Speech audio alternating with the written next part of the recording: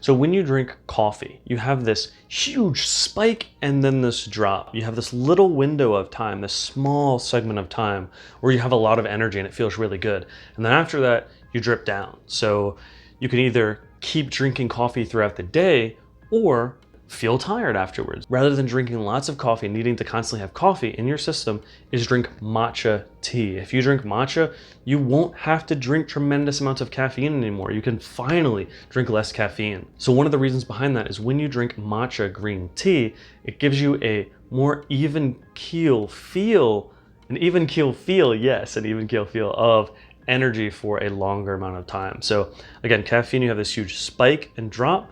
And then with matcha, you'll have, it steadily going up. And then when you reach this top point, it'll kind of sustain itself longer for a longer segment of time, which is incredible. I think it does this for a multitude of reasons, but one of them is L-theanine is a compound that's in matcha tea. And that is a great in combination with caffeine, just make you feel more focused over a longer amount of time. So again, you're not having that huge rush of energy, but you're having a more focused feeling for a longer amount of time. Oh yeah, one other thing that is a huge thing about matcha green tea, aside from the caffeine content and L-theanine and how great it makes you feel, it has a ton of antioxidants in it.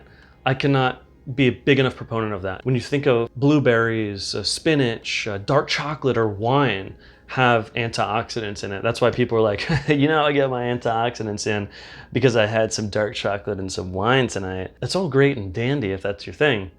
But matcha has a ton more antioxidants in it than any of those other things. I mean, you'd have to take a lot of the other things to even reach the level of the antioxidant. If you're a smoker, any kind of smoke in your lungs, doesn't matter what you smoke, that is creating free radicals in your body that will make you age quicker, that can be cancerous. You need more antioxidants, okay? I'm not gonna convince you to stop smoking, whatever it is you smoke.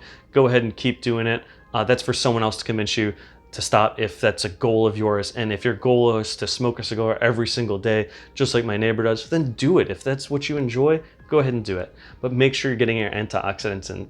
Make sure you're getting your antioxidants in as well. It will keep your body from oxidizing, keep free radicals from roaming in your body, keep you healther and younger for longer.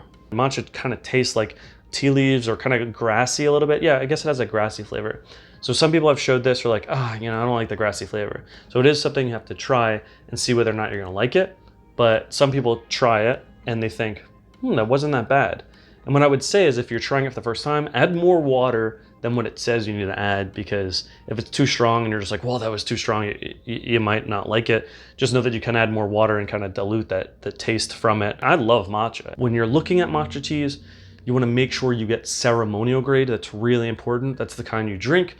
You also find online culinary grade. That is the kind you use in cooking. I wouldn't recommend consuming the culinary grade. It's much, much cheaper, but I would highly recommend going with a ceremonial grade matcha.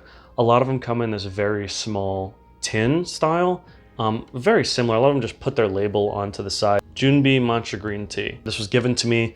A lot of the stuff I try, people give to me so I can try some other ones. This one's another matcha. It says Uji Supreme. I'm not going to get into all of these, but from Savory Tea Co.